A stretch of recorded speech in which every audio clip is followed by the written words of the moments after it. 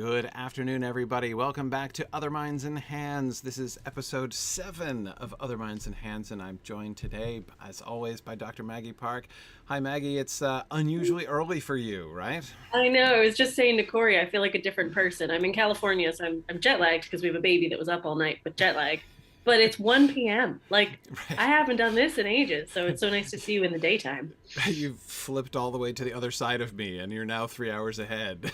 I know. So, Time travel, man, it's or the 3 hours best. behind. Yeah, exactly. That's fairly significant time travel.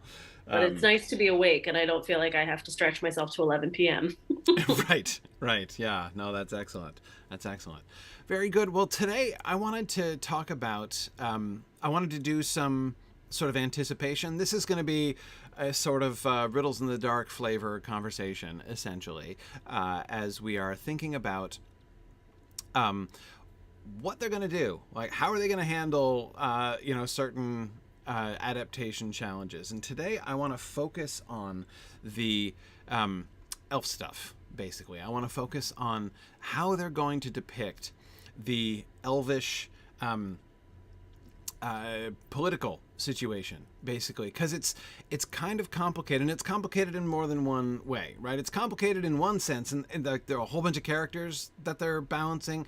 I don't know how much screen time each one is going to get, how much they're going to want to focus on, the kind of different, though it seems, based on what we've seen, that they're going to be, investing. I don't think they're going to be streamlining it too significantly, but how are they going to handle it? So, okay, so what is it? What am I talking about here? What is the Like, political give us situation? the Yeah. bare Okay. basics here, because I'm going to try to play the role against Corey of being like, wait, who, what, how now? 'Cause Right. I don't know all these details. So, So I want to know a bit about where we're going into this world and what do you mean politics? Like, who's in charge? How is the exactly. struggle and things like that? And then I'll try to chime in with like how that might be depicted visually or something. Right. Okay, so let's go backwards a little bit and say, all right, so it's the end of the first age, right? So we've got the first age, which is the Silmarillion, the primary Silmarillion period, right? After the War of Wrath, so you had the Noldor, who, you had the elves that were already over there that stayed in Middle-earth, right? And then you got the ones that came back, the Noldor who came back to Middle-earth, the exiles who returned under sketchy circumstances. And they get, at the end of the first age, the War of Wrath, Morgoth overthrown, the continent devastated. Most of the elves are invited, almost all the elves are invited to come back now into the west, right? To leave Middle Earth and sail into the west. The Noldor are unable to go back. Most of the ones who are still alive choose to go, right? Only a small number of folks stay, right? Stay in Middle Earth, and they stay. The reasons why they stay, Tolkien does not get very explicit about the reasons that they stay, which is the first interesting question, right? What is the relationship? Like, what's the motive? What drives them, right? What do they Right. Why would you want want? to leave your people and stay Yeah, in this or place? like stay behind. Like, they're all going, right? They're going back to Elvenhome, and you're like, no, I want to stay here for a few more millennia and do what? Like some kind of unfinished business in their Mhm. minds, it seems, right? But there are a whole lot of options now. Of these, of the elves who stay, there are four primary important kind of characters there, right? There's Gilgalad, the High King, whose name should really be pronounced Gilgalad. Don't let me corrupt you, Maggie. Gilgalad is how it's pronounced. It's one of those names I've been pronouncing wrong since I was like 8, and And I there it I is. can't. Unless I'm thinking about it very hard or reciting it in poetry where the meter is forcing me to pronounce it properly. So just little public service announcement. Don't I like that. It's a pronounce nice little Gilgalad human like I moment do. from you, Corey. I've tried. I can't. But anyway, okay. So there's Gilgalad, who is, and he's the High King of the Noldor.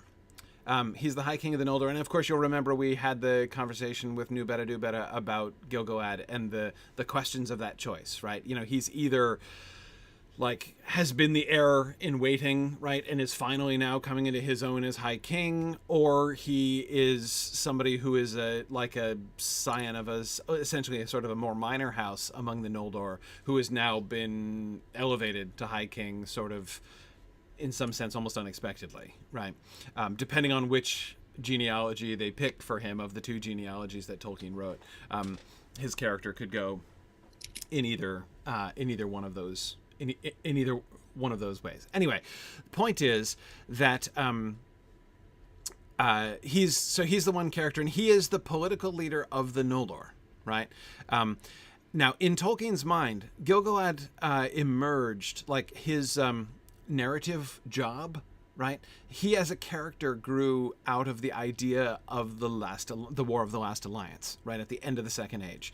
Elendil and Gil-galad, right, the king of the elves and the king of the humans, joining together to fight against Sauron in, of course, the scene from the prologue of the Peter Jackson films, right?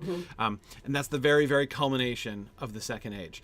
So Tolkien had a sort of a vision for that, right? For the this kind of mythic concept of the last alliance of elves and men. And so Gil-galad, the king of the elves, who was representing the elvish half of that equation, that's like where he comes from, in a sense, in Tolkien's creative mind, right? That's his background. So as Tolkien begins to kind of flesh out the world building of the Second Age some, he keeps Gil-galad, right? He's got Gil-galad, and he needs to keep him around because he has a job, right, at the end of the Second Age, right? He needs to be the Elven King in leading the forces of the elves in the War of the Last Alliance. But of course, in the kind of new political situation of the Second Age, which emerges from all the other stories that he's telling, right? I mean, again, this is one of the things to remember, is that in Tolkien's mind, the Second Age in Middle-earth was always a gap, right? It was always it's a hole which is retrofitted in order to make other pieces work, right? You have the concept of the First Age, right, and the end of the First Age, and most of the elves leaving, and the idea of some of the elves staying.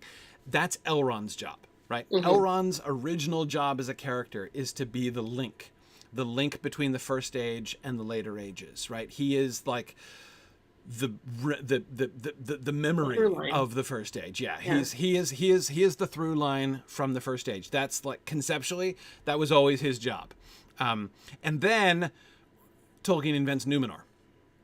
Right, Tolkien invents Numenor, and he wanted Elrond to be the king of Numenor too, because Elrond, right? Like, and that idea again. I think that the continuity from the First Age would then kind of meld into the Second Age. I mean, in a lot of ways, the Numenor story, when Tolkien developed that in the 30s, was like the sequel to his First Age material, which were his original ideas, right? His original stories of Middle-earth.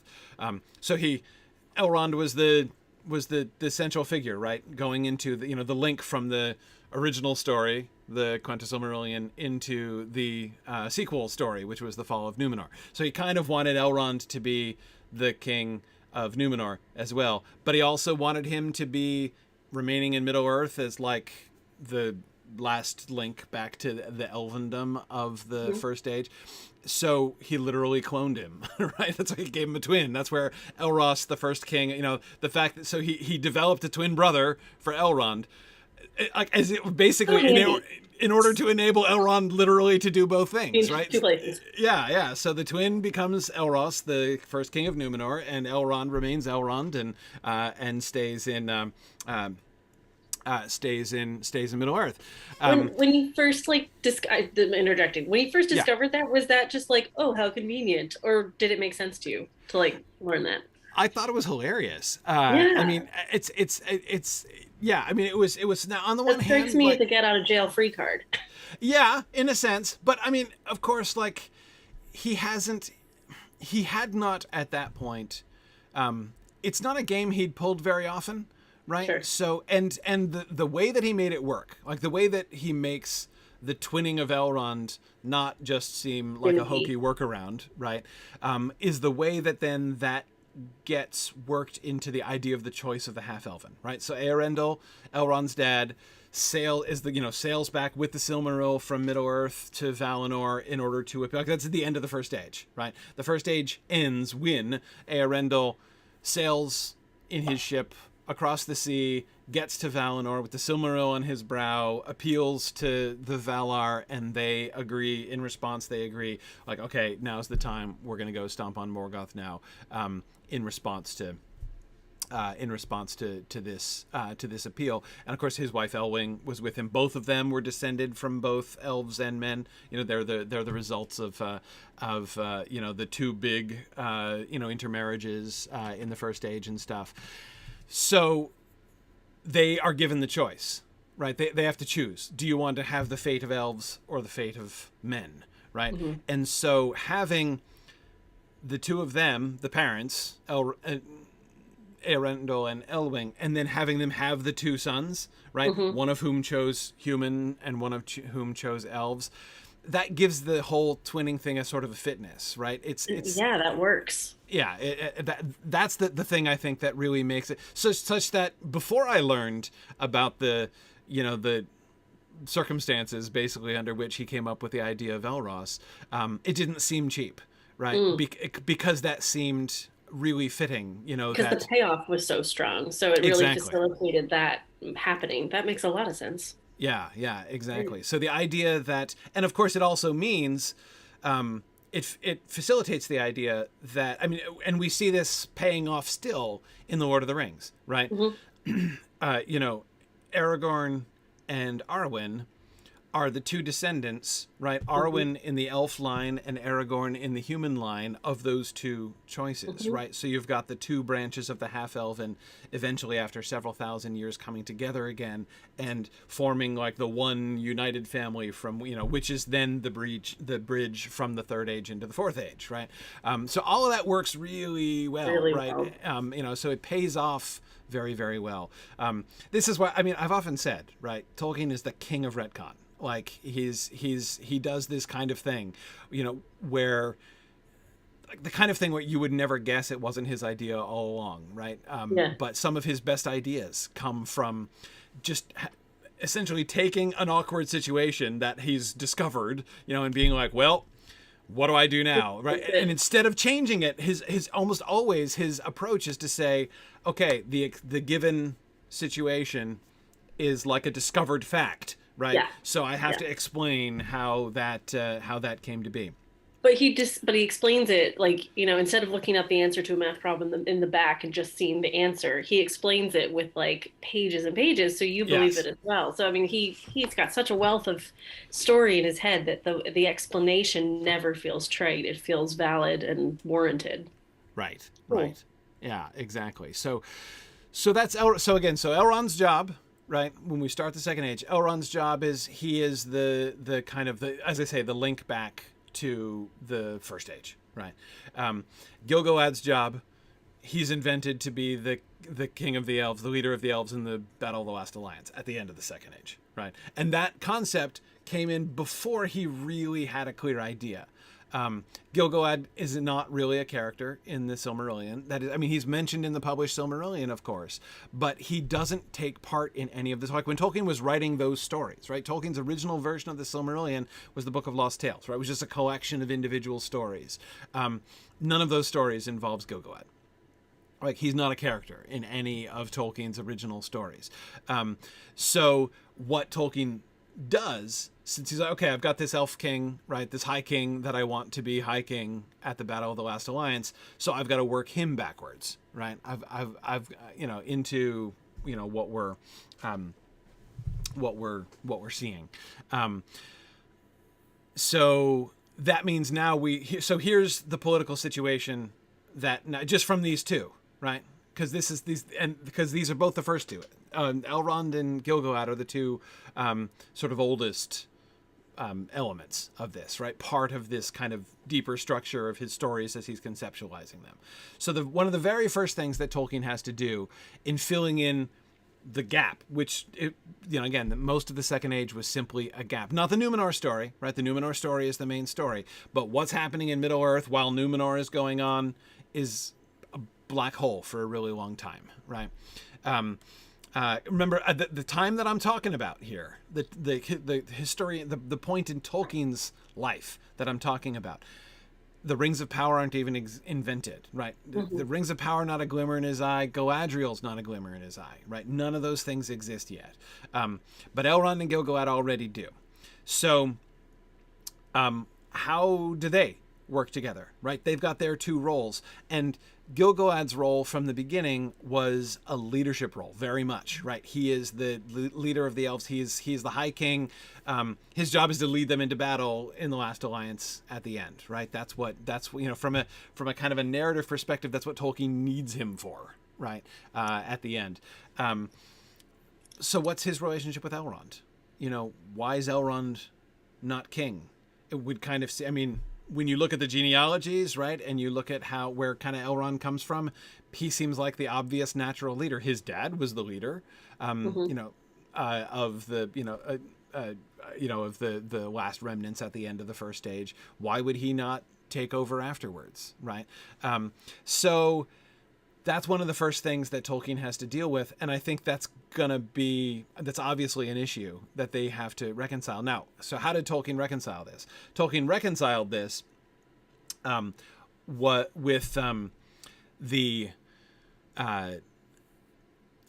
making them really close friends, basically. He has Elrond be Gil-galad's Alexander Hamilton for like a couple of millennia, essentially.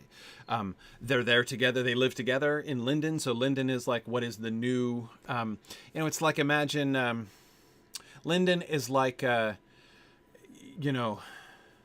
what, I don't know, like Utah would be if California did actually fall into the ocean, right? Right, like the new beachfront property. One comparison. The new West. I probably shouldn't say that while you're actually in California, but no, but seriously, like the most of the continent sinks, right? Where they are on the new west coast of Middle Earth is nowhere near where the old west coast of Middle Earth used to be, right? But anyway, it's the new west coast of Middle Earth, and that's where Gil-galad's sets up his kingship. So he definitely does decide, okay, the kingship of Gil-galad has to be the through line, right? He needs to be, if he's going to be king at the end. Obviously, we're not going to get rid of Elrond, so we can't have Elrond the king at the beginning and then Gil-galad take over, because that Elrond makes it through is one of the givens, right? So we can't do that. Okay, so how's he gonna do that? No, this is something he never talks about, the succession. Like, we don't know anything about, like, how did Gil-galad become king, That's exciting. If you just gave me those little notes on a character arc, you'd be like, so much you can do with that, because you assume there's some sort of tension there. Even if they're BFF, there's gonna be some sort of underlying tension. Right. But they support each other and both come to this amazing end. There's a lot they can play with there. So yeah, I don't want to jump the gun. I'm like, what will they do with that? Keep going. Right. Yeah. So, one of the things that we can see, and this is, I think, one of the things we can see in from the casting and from the trailer, right, is they are making, at least visually, it looks like Elrond is significantly younger. Well, they're making him, it seems to be a junior partner. Assuming we're correct about who Gil-galad is, which seems, I feel pretty confident about that. Yeah. In the trailer, then they're making him very sort of regal, very senior statesman looking. We see him in several positions of authority, standing in front of a conclave, wearing a different color robe to everybody else, and he's in a very the actor looks a decade older, than the guy who's playing Elrond. You never really know about those kinds of things in real life, but anyway, Elrond looks young, right? It looks like, and he's never depicted in these, political roles in that trailer. He's always in some sort of a traveling or adventuring kind of stance. Right, exactly. So we don't really know what he would look like and how he would act if he were there in the, we do see that one, like what looks like a council scene or something, the one up on the cliff top under the trees and everything, that very kind of Council of Elrond-esque feel, in that one moment in the trailer. So as you say, we don't see Elrond there, and we don't know how he would be acting and how other people would be acting towards him and everything there. So it seems that they're just, kind of extrapolating from the very little that we've seen so far in the trailer. It looks like they're definitely making Elrond the junior partner. Like, of the two, Gil-galad is the natural choice for a leader. Like, there's no real rivalry because he is the established, august personage, and Elrond is the young, scrappy up-and-comer. And I have no reason to think they're going to necessarily depict like a strain in that relationship. I mean, again, when you actually look at it, the two of them, Gil-galad and Elrond, work together for an immense amount of time. I mean, like millennia. They are like, hand in hand partners in ruling over the Noldor there in Middle Earth. So it's, I mean, it's pretty remarkable. People don't think so much about Gil-galad as king because, he certainly doesn't get as much press as the Silmarillion kings, like, like Finwë and Fingolfin and, the exciting high kings of the Noldor during the Silmarillion period. But the time, even just the time when Elrond and Gil-galad are working together, like living both in Lindon and working together, is like 5 times as long as all of the other reigns of the High Kings of the Noldor combined. I mean, it's not Finwë, because Finwë his dates are uncertain because he's the first High King of the Noldor that we get from when they first march towards Valinor. But anyway, I mean, it's a big deal. Like, really substantial. Yeah, he's around for a long time, and they're working together for a really long time. Can I just pause for a second to say to folks in the chat, I'm following along with what's being said in the chat, and I'm happy if you guys have questions or like want to make contributions to this discussion. I'm really happy to do that. I see some people like debating completely irrelevant things to what's going on, and I have to admit, like, let me just tell you, I know like different shows work different way, but in this show, you're doing it wrong. Okay, you can talk about the shape of elf ears anytime you want. This is the time that you have to talk with us about what's going on here. Like, I'm totally paying attention to what's happening in the chat. So if you have questions and contributions, I'll totally take those into account. You can talk about elf ears if you really want to, but I don't see why you would under these circumstances. Just saying. Anyhow, okay. So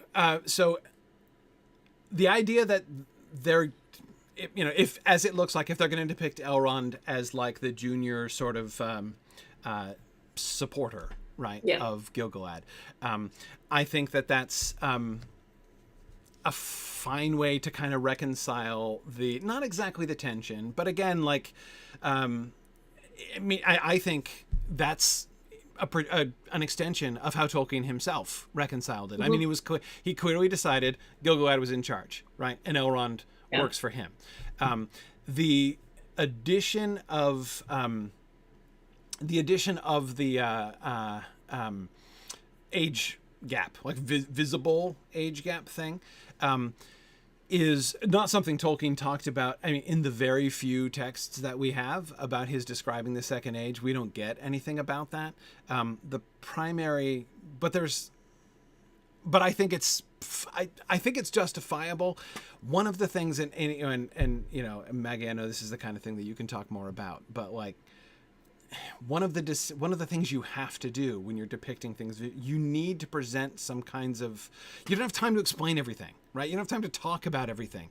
You need to provide viewers with cues, like clearly interpretable cues, right? And in my mind, this is one that works really well, right? I mean, if you put we didn't see in the trailer the two of them standing together, right? Or the two of them interacting with each other. But it's easy to imagine, you know, the trailer Elrond standing next to trailer Gil-galad. And if they were, just based on visual cues, I have no question who's in charge here, right? They have established he's the boss and this other guy is his, you know, Chipper Jr. assistant. You know, like, and it'd be so easy for that to be misinterpreted if it was shot in a different way. But the fact that they only showed Elrond doing X and they've only showed him doing Y, then there's not really. Did you see me just skirt right past the name because I forgot which one was correct to pronounce it? Gil-galad. Of just how to present that, and exactly like the fact that we don't question it means they did their job. So if they've shown us this guy and we're clearly like, yep, he's in charge. They didn't have to explain it. Like we're beyond that. We're not wondering if there's tension about who should be in charge. We're like, no, he's in charge. And it's he's fine. in charge. Yeah, exactly. And again, you can then play with other dynamics, right? Okay, he's in charge. Well, how does that work, right? Is you know, are they cool, right? You know, is Elrond like a, you know, devoted assistant to him? Like, is there resentment? Is there a dynamic that, like, I mean, because it'd be so easy to shoot that showing tension if they just edited it slightly different, so the stairs were coming in at different angles, or if they were looking straight across, or if they're doing upshoots. All those things mean different things in how we interpret that relationship. So if it was shot in a way that built tension into that relationship, that we thought Elrond felt like the little brother, do you think that would be jarring? Right. Yeah. Do I think it would be jarring? Well, a little bit.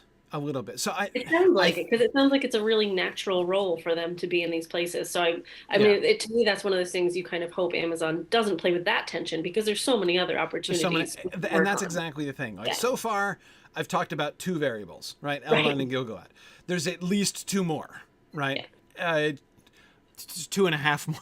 Counting Kelebrimbor as a half a variable, there's 2.5 more variables in this equation, right? And so, in my opinion, investing a lot of tension between Elrond and Gil-galad would be unnecessary. And it would be having them now, especially since there's plenty of other things. Like, if you want to introduce some like tension into Elrond's storyline, you know, some kind of you know, drama into Elrond's own personal arc, there's plenty of other places it can come from than, you know, him having, you know, daddy issues with Gil-galad or whatever, right? You know, I think it would be nicer. What I'm sort of hoping for is that they should, because it's, again, I mean, this is like the millennium long buddy cop show of Gil-galad and Elrond, right? I mean, that's kind of what's in my imagination, right? You know, like so let's not focus on the 4 days that they had a tiff. Right, exactly. And besides which, also there's enough tension from outside, right? Yeah. And even that, I'm thinking of the really kind of two Elrond moments that we get in the trailer, right? And in the one of them is when he's like on his knees looking really frustrated, you know. And that is, from what we're seeing going on in the background, which is not clear but looks like it might be dwarves celebrating, it looks like he's been sent on some mission that is not going well, right? And that's the kind of thing that I can see, you know, working for him. And that was an upshot, right? Wasn't he looking up in that moment? I haven't rewatched it, but I think so. Yes. Because that one felt very like, I am small, I am aspiring, I am reaching. You know, there was very much that moment. And like you said, frustrated of just like he's trying to achieve and hadn't. And the way that was shot just felt that way. Like he was at the bottom of a pit. Yeah, exactly. And as Diamedea, I think you put an accent there, as Diamedea in the YouTube chat says, Elrond can have plenty of opportunities for tension with the Númenóreans. Diamedea, that's a brilliant suggestion. Because remember, these are his twin brothers' descendants, right? Elrond's relationship with Númenor can be really interesting, right? On the one hand, there's going to be a certain closeness, right? A certain, I don't mean proprietary in the sense that he feels like he owns it, right? But like he's going to be invested in Númenor. This is his twin brothers' people, right?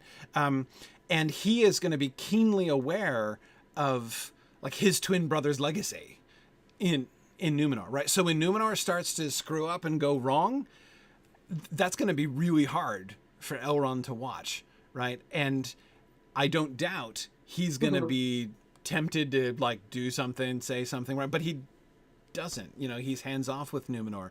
So anyway, yeah, there's a lot of really cool opportunity for tension there. Sure. And anyway, so that's that I think is interesting. Now, Scott says, wasn't there tension between Gil-galad / Elrond and Thranduil / Oropher? Yeah, so there we're talking about...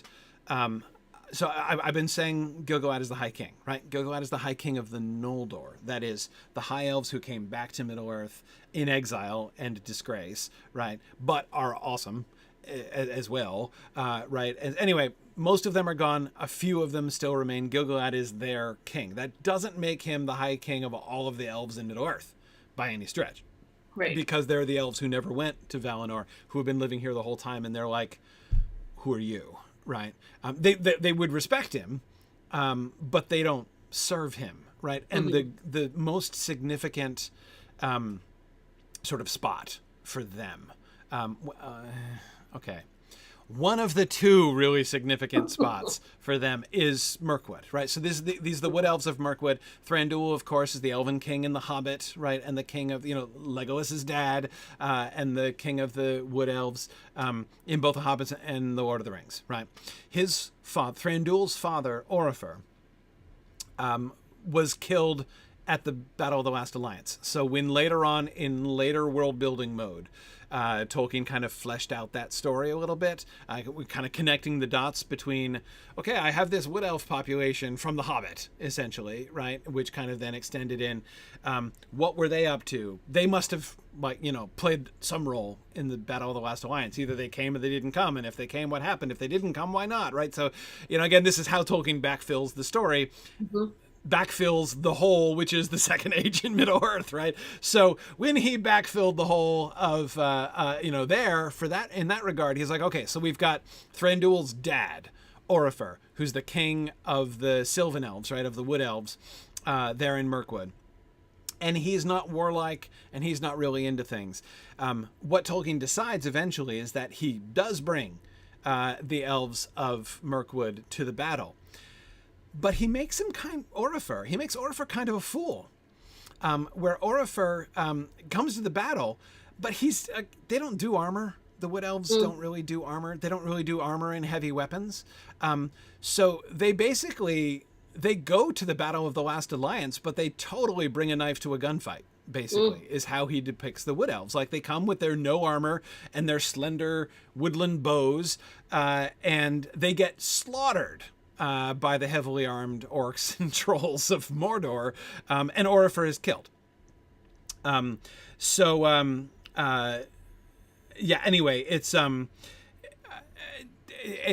really interesting choice that he makes. To like, on the one hand, they're going to be involved. On the other hand, they're going to remain independent. They're being definitely sort of resistant to being ruled over by the Noldor, and yet they don't look great. Oropher does not have, and then Thranduil, his son, who survives, right, goes back with the survivors to Mirkwood and says, okay, from now on, isolationism. We're doing our thing, and this is where you get the Hobbit Wood Elves and the Wood Elves of the Lord of the Rings.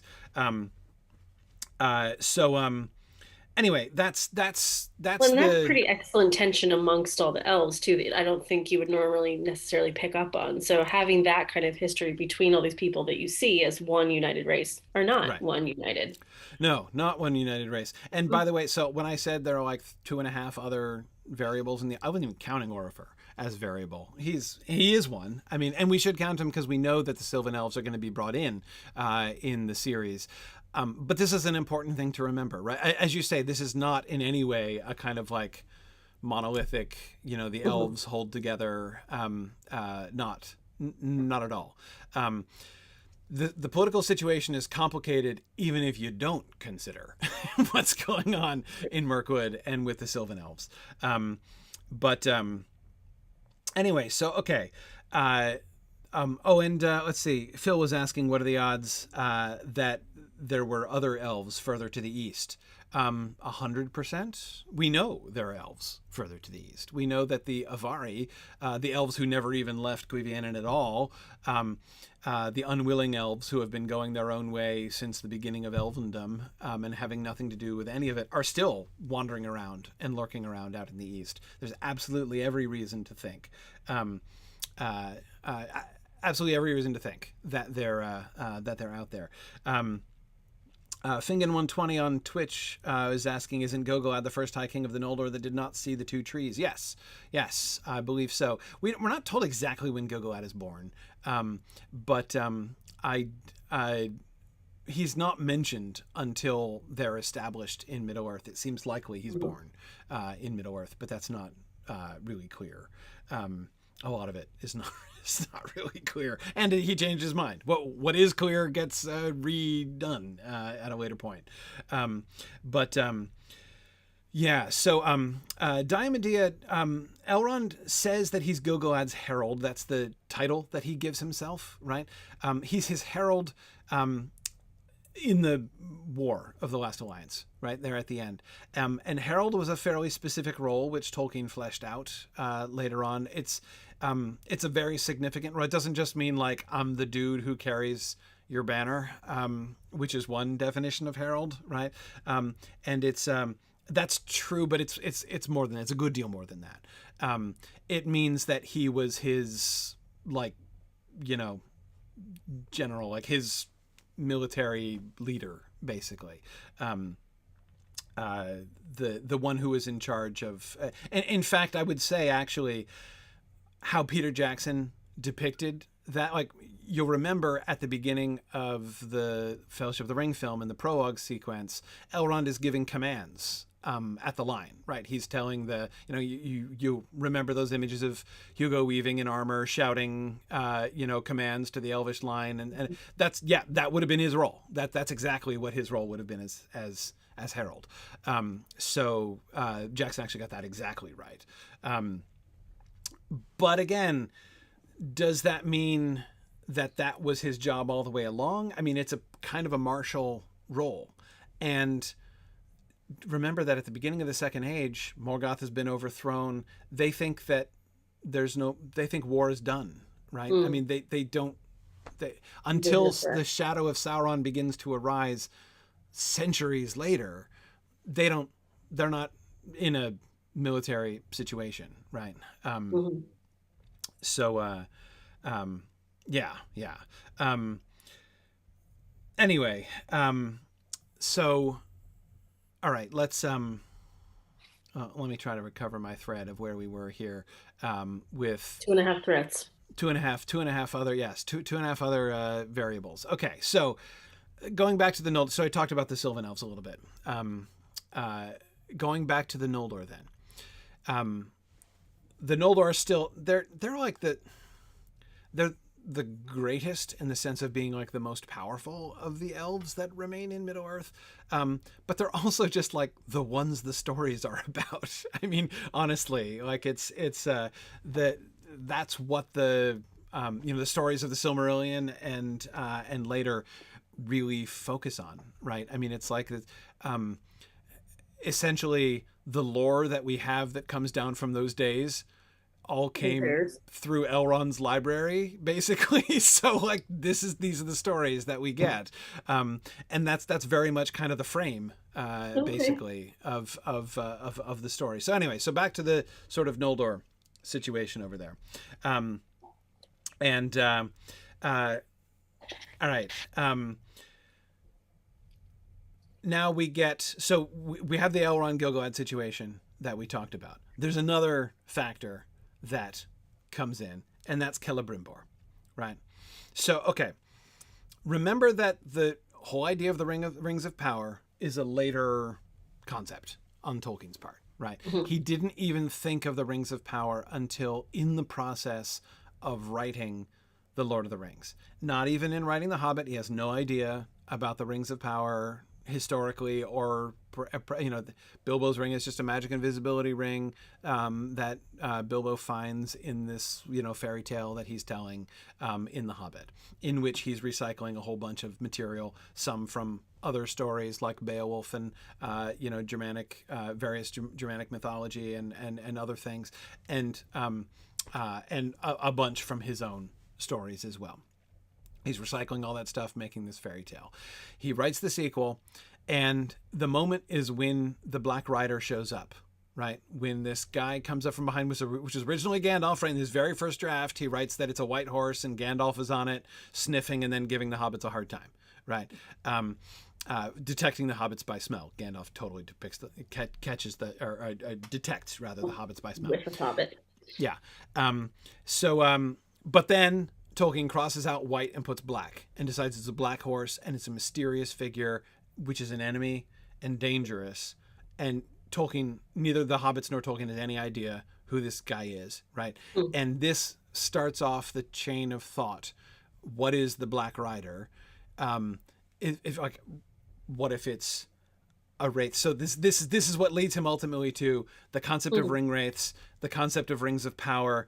And so therefore, one of the things you notice, by the way, is that the idea of the corruptive influence, like that a ring of power makes you into a wraith, like that was where the story came from, essentially. Like that's the first germ of the Rings of Power story, which is, I think, an interesting thing to remember. I love that, yeah. And then, of course, and this is when he decides, okay, Bilbo's ring is going to be the one ring, right? And but now there's all this retconning to be done, right? Where did this ring come from? What's going on? That it's Sauron's ring, and Sauron existed already as a villain, right? We already had him as a villain because he was the villain of the Numenor story, right?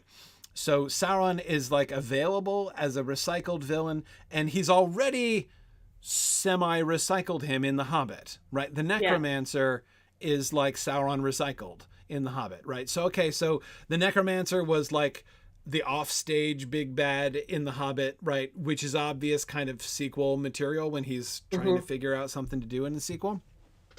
And so he's like, okay, the Necromancer totally is Sauron, right? And, and Sauron did the whole Rings of Power thing. Okay, right.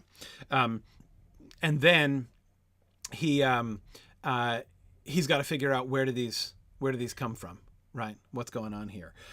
Phil asks, did Kelebrimbor exist already, or was he manufactured for the Lord of the Rings? Functionally, he is manufactured for the Lord of the Rings. I say functionally because, I mean, like that there were descendants of Feanor around, like, is a thing, right? But if you know the Silmarillion well, in the Quenta Silmarillion, in the First Age stuff, where is Kelebrimbor referred to? What role does Kelebrimbor play in this story? And the answer is none, right? He doesn't ever play a role in the story. He's mentioned once, and that's when his father, Curufin, son of Feanor, Curufin and Celegorm are doing horrible things, right? And they're usurping the kingdom of Nargothrond, and then they get kicked out, right? And you may remember there's that one sentence that says, at this time, Kelebrimbor forswore the deeds of his father and remained in Nargothrond, right? That's it. But guess what? Tolkien didn't write that sentence. Christopher wrote that sentence. This is one of the sentences that Christopher confesses to writing that sentence. I'm forgetting, was this in, I think it was in Morgoth's Ring. We were just discussing that last year. There are only a few things. Christopher tries, when he edits the Silmarillion, he tries to write as little new material as possible, right? He tries to write as little new material as possible. What he did was kind of go through and take, of all of the different versions of these stories that Tolkien wrote, he kind of takes as much as he can. He takes like the latest version of each story that will fit with the other versions of the story, because there are some versions which are based on like some major changes which just can't be reconciled to the other stories, which he did not rewrite in the same vein. So anyway, whatever. He tries to, it's this huge complicated patch job that he's trying to do, but he always, one of his editorial principles was, as much as possible, I'm going to take the different writings that my father did, and I'm going to piece them together. And by the way, it's such a brilliant job that he does. Like, it's incredible. If anyone has ever tried to do this kind of thing, like patch together, I mean, it's that the Silmarillion doesn't end up sounding like a hideous patch job is just a testimony to and of somebody else's work. I mean, I can't do it with my own multiple versions of a single paper that I'm trying to write. You know, like the fact that he can do it with somebody else's, and he's using journals and notes and drafts and everything else. Yes. I mean, it's amazing, but he does explain, you know, in his editorial notes, there are some moments when, like, none of the versions of the text, the full text that Tolkien wrote, like, there's a detail that needs to get inserted because it's going to be important later on, and he's going to be incorporating other texts that Tolkien wrote that include that story later on. And so, but there is no version of the earlier, so like basically when there's a thing that has to be true, right? But which is not included in the original texts, he grudgingly includes it. And when he does it as briefly as usually. It's often like one sentence that he adds in. This is one of those sentences. That sentence, the reference to Kelebrimbor in the Silmarillion, is one of those examples where Christopher added that sentence because it's crucial. Like, there has to be a backstory for Kelebrimbor. Why is he around in Eregion, making rings of power in friendship with the other elves, right? And it feels really masterful to me that he was able to plant that in there and make it a focal point. So when you do retroactively fill in that gap, it's there. That's a beautiful way to put in a foundation stone 100 million years in the future. Right. Exactly. Yeah. No, it's really good. But anyway, so the point is, so this is why is the answer to the question, is Kelebrimbor made up in the Lord of the Rings? Essentially, like, that is, if you think of it in terms of the role that Kelebrimbor plays, what is Kelebrimbor's narrative job, right? What does he do in the history? Make the Rings of Power, right? That is his deal. So yes, in the context of writing the, you know, if you think back to Gandalf's explanation to Frodo, right, in chapter 2 of the Fellowship of the Ring, in the Shadow of the Past, that chapter, you know, in Eregion, you know, when he's explaining about the forging of the Rings of Power, there you go. That's essentially the birth of Kelebrimbor's character. So we now have, after the fact, a third figure in the Noldor political situation, right? And Kelebrimbor is for multiple reasons, a really complicated factor to add in, right? That is, there's a lot of freight with Kelebrimbor.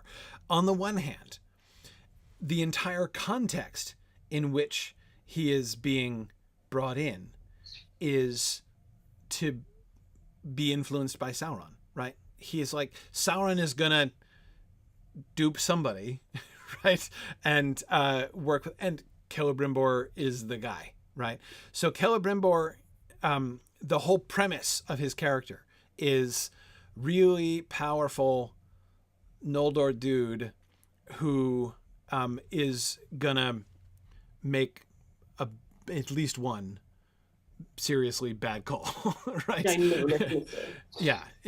So he's going to make a big mistake. But now, notice Tolkien doesn't make him a villain, right? You know, he's not just like the wicked Noldor who goes over to Sauron or something like that. No, he's just a flawed.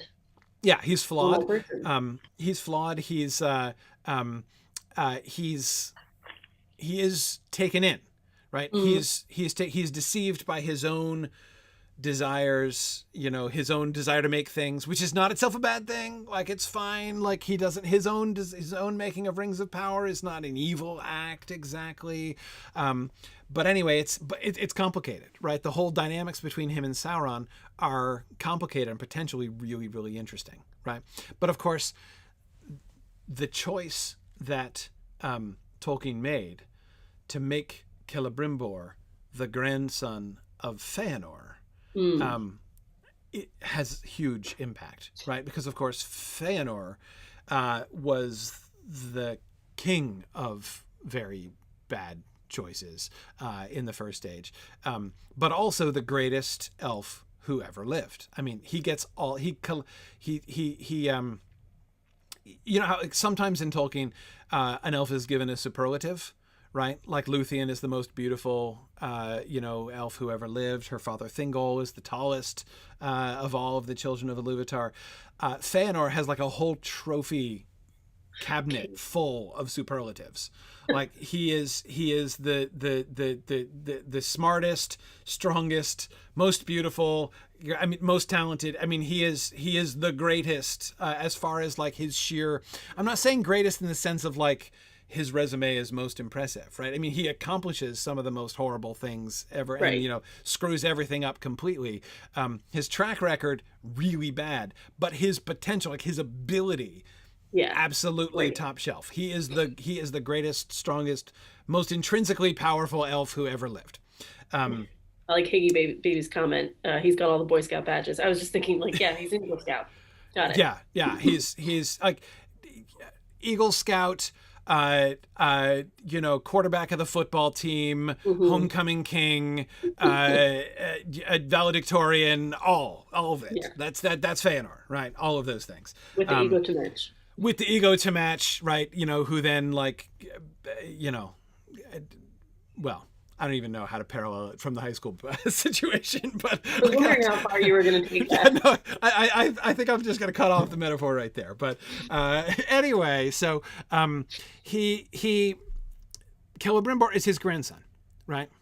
Now, he's not his grandfather, right? And his family, the Feanorians, were a big problem. And mind, there's political tension with the High Kingship, right? Feanor is the oldest son.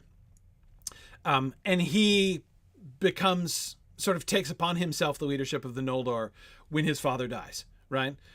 Then Feanor dies. And this is the first big political question. Okay, who's the leader of the Noldor now? Is it Feanor's son, right? His eldest son? Or is it Fingolfin, his Feanor's younger brother?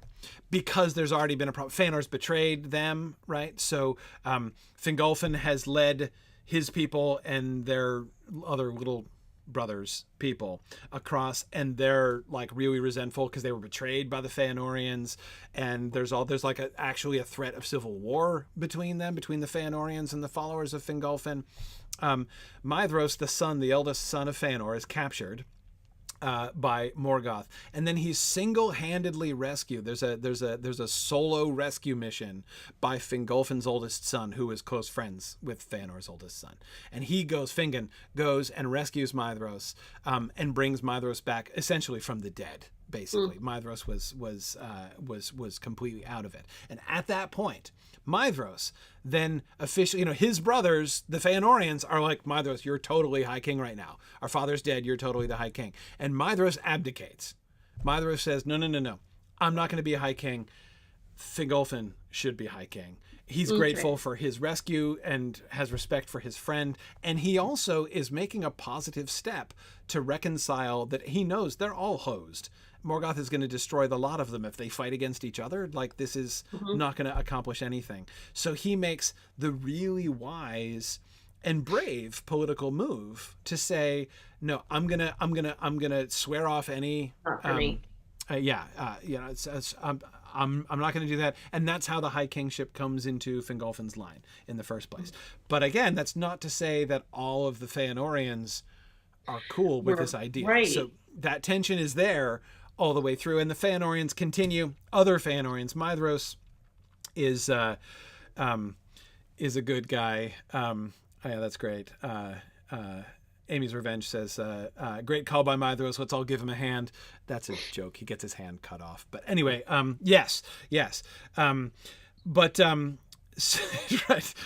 Senalicia was enjoying my single-handedly rescues comment. I wasn't making a joke about Maedhros' hand. You guys, but anyway, the point is that political tension remains, right? The Feanorians as a group were never completely down with the line of Fingolfin, right? So on the one hand, that's lurking in the background. You got Kelebrimbor, right? And you've got Gil-galad. So Kelebrimbor is potentially a point of resistance, right? Even if he himself isn't agitating against Gil-galad's leadership, right? There are likely people in his house, like people, the descendants of the Feanorians who are still with him, who probably have never given up the idea that really they should have been king all along, right? And it was one thing when it was Fingolfin, and it was another thing when it was Fingin, but who's Gil-galad anyway, right? Why should they listen to him exactly? That's less clear. Right, and that's something that needs to be sort of so what exactly is the power dynamic between Kelebrimbor and Gil-galad? Celebrimbor's running his own show, probably, right? He's the leader of the elves of Eregion, the elves of Holland. You remember from the Lord of the Rings when they travel through Holland, where there used to be elves before they come up to the gates of Moria, which was speak friend and enter in Elvish, right? Which is the link between the elves of Holland or Eregion and the dwarves of Khazad-dûm, and that was Gil-galad's people, right? That's Gil-galad's folks right there in Eregion. So they're geographically significantly removed from over there in the west, where Gil-galad's people are in Lindon, right? So they're living this kind of semi-independent existence in their own kingdom over there. The High Kingship, unless there's a war, there's really it's not an issue, really.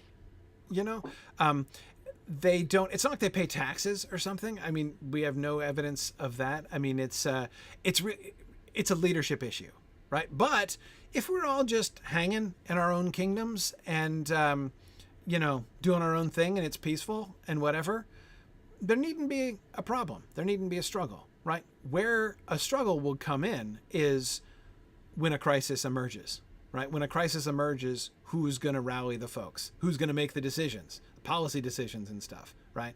So Sauron's arrival is a huge deal. Sauron comes and says, "Hey, my name's Anatar. I'm the giver of gifts, right? I've come among you to help, and you guys are great, but could be better. And I'm here to bless you and help you, make the world a better place." And Gil-galad and Elrond want nothing to do with him. They distrust him from the beginning.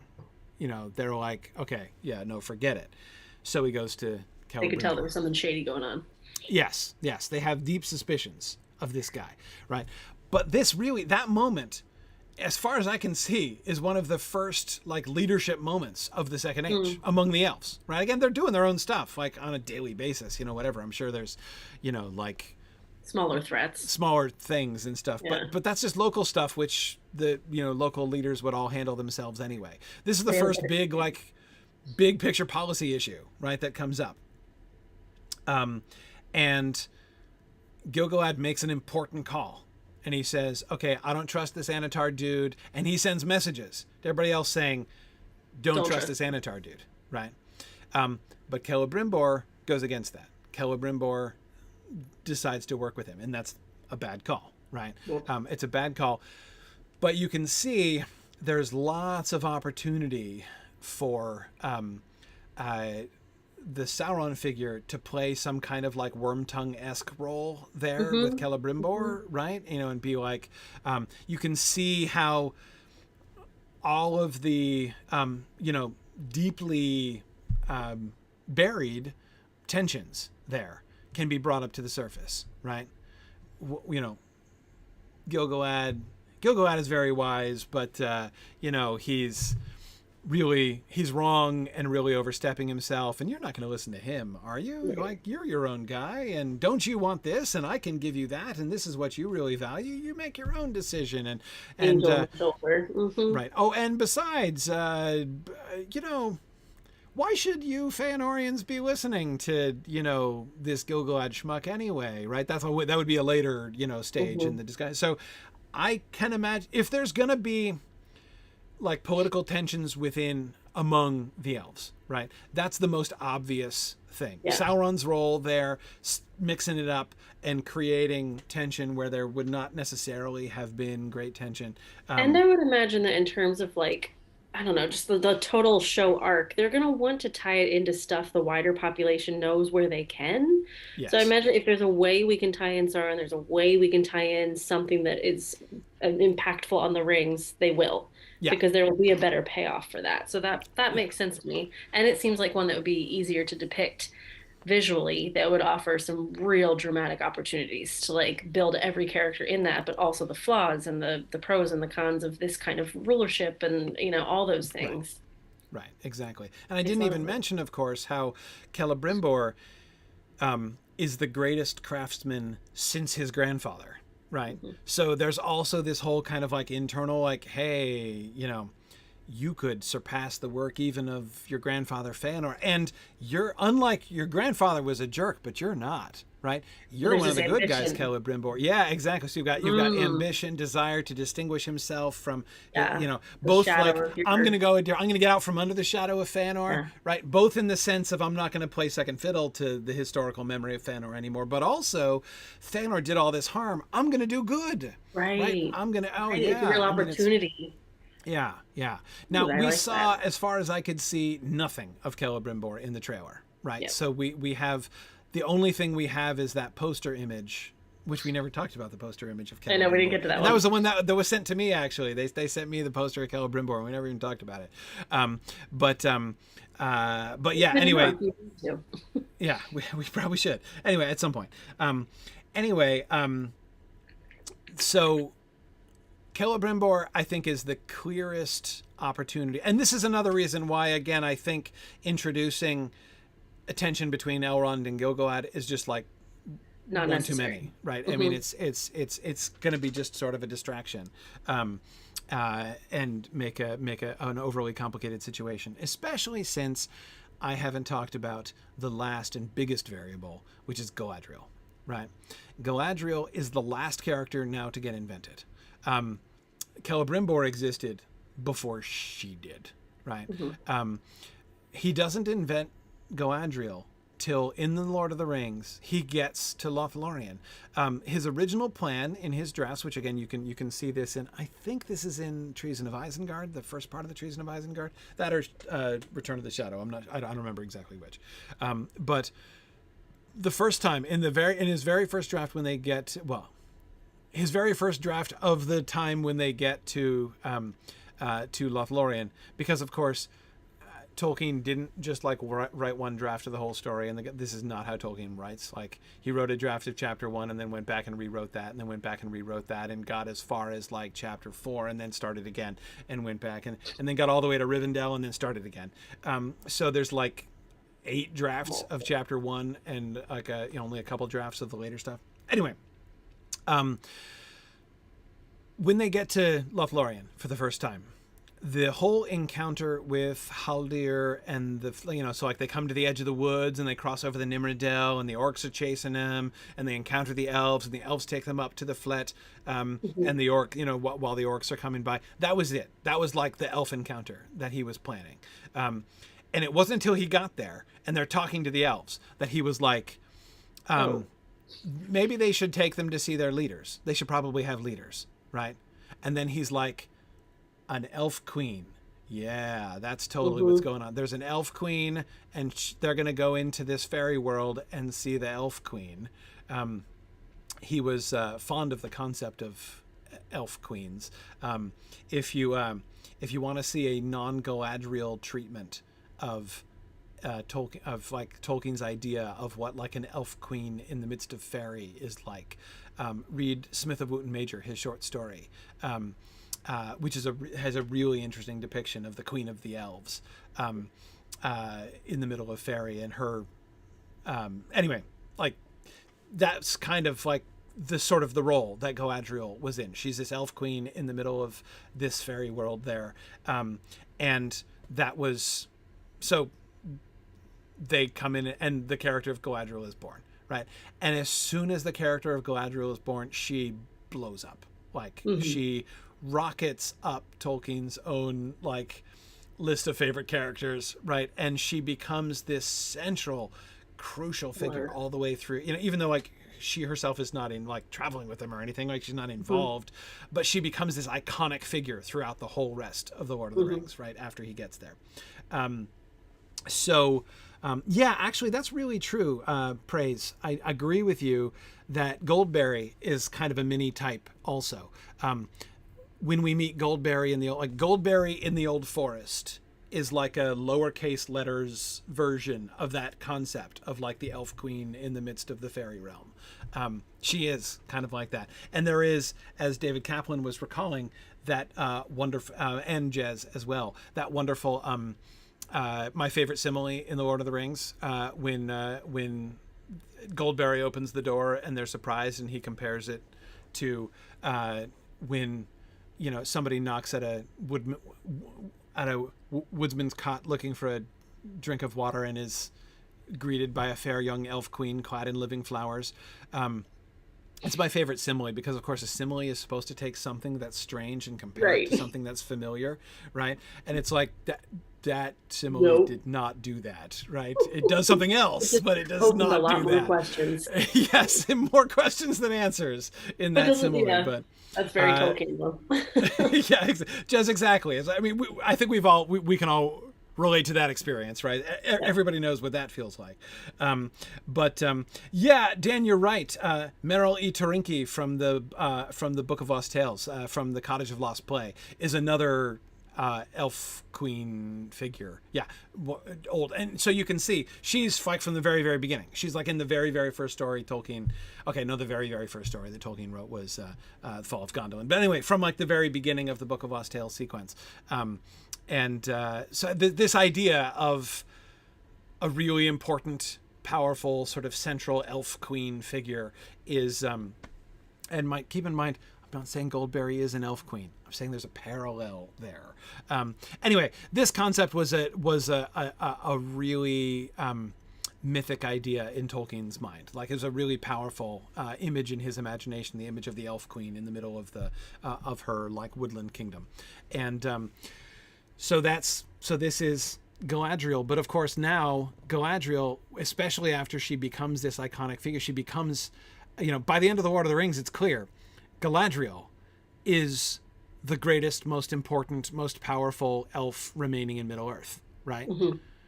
So now Tolkien's like, so right, how does that work? Right. Now we've got to not only go back to like insert her into the Kelebrimbor situation and stuff. Not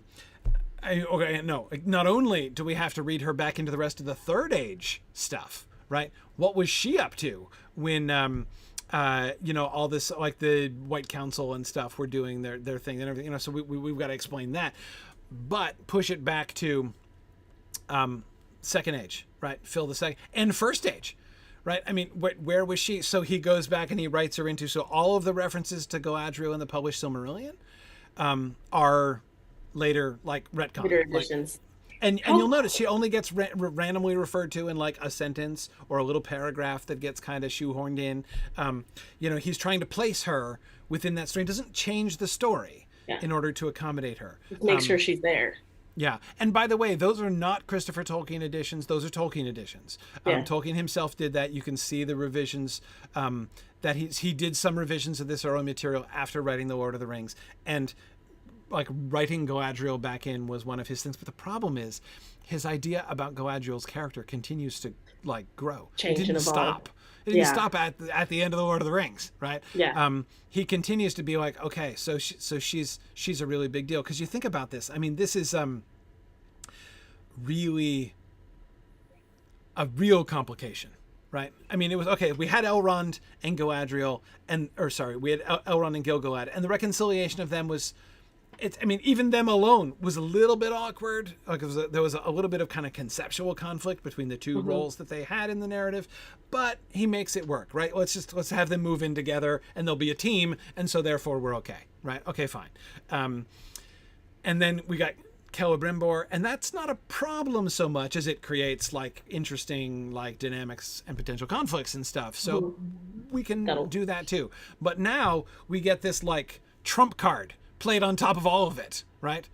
But now what happens? How does that balance of power among the three of them change when you then bring in the elf queen, who's more powerful than all of them, right, into this picture. What's she up to, right? What was she doing? Why is she not the High King? Yeah. Right? And how does she feel about all these tensions that have existed before? Yes. So she's this like late in the day free radical that kind of comes into this whole situation, but she's not tied to any role. Like, again, unlike Elrond has a job in the Second Age conceptually. Like from his beginning, he has got a role. His role is to be that link back to the First Age, right? Gil-galad has a role. His role is to be the High King and leading up to the War of the Last Alliance, right? He's got a job. Kelebrimbor's got a job in the Second Age. He's got to forge the Rings of Power and get deceived by Sauron, right? They've all got jobs that as part of the larger story. In the Second Age, Galadriel has no job. None at all. There is no intrinsic, like there's nothing that needs doing by her character because her role, Kelebrimbor was invented in the context of the Third Age story, right? In the context of writing the Lord of the Rings.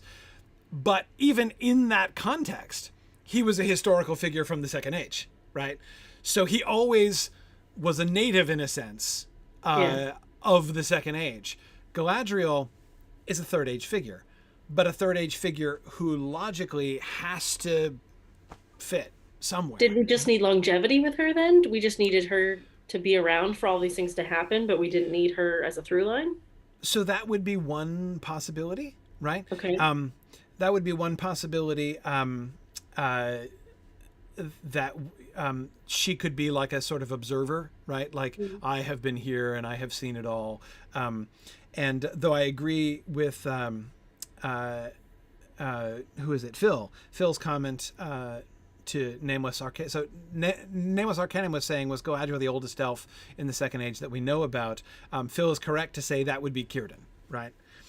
And so now, I didn't even mention him. He didn't even count as a half of a variable, right? Círdan the shipwright. Círdan the shipwright, the guy who builds he's the boat builder, right? This is his job. He builds boats. He's the ferryman, right? His calling is to help the elves get back over the sea. So once the elves are invited back at the end of the First Age, his official job now becomes, I'm going to work the havens, right? I'm going to make ships so that when elves are ready to depart from Middle-earth and go back to Elvenhome, they can. That's my job to facilitate. But he's been around ages. There are conflicting versions of this as Tolkien changed his ideas, but there are definitely versions from around the time of right after the Lord of the Rings when he explicitly says that Círdan was one of the first elves ever to awaken by Cuiviéna. Now, again, he changed his mind about that later on, but still, the concept of Círdan was always, he's been there for ages. Like, he's always been there and he'll remain until the last elves go and all that kind of thing. So, so we have the passive observer from antiquity elf. Like, that job's already filled too. Círdan's there. Nameless Arcanum pointed that out. I think it makes most sense for Galadriel to be the viewer focal point. I hadn't really thought about there being a single focal point. I feel like the way they're going to tell this story is going to be similar to Game of Thrones, where we just get lots of little stories weaving into each other. But I guess if you're talking about facilitating, I don't think they'll do this, but I think they could do this, is using Galadriel as the through line in terms of a storytelling lens. That would make sense. If she doesn't have a job, the Amazon could give her that job to be the could give her a job, exactly. Now I'm not, of course, trying to say that Tolkien never found a job for her to do. Sure. Like, he did, but this is why there are so many different jobs that he has her doing. And if you read the Galadriel and Celeborn chapter in Unfinished Tales, which is where Christopher basically brought in a whole bunch of the really scattered and conflicting and fragmentary bits of stories that Tolkien was writing in his process of trying to rewrite Galadriel back into the Second Age. So there's there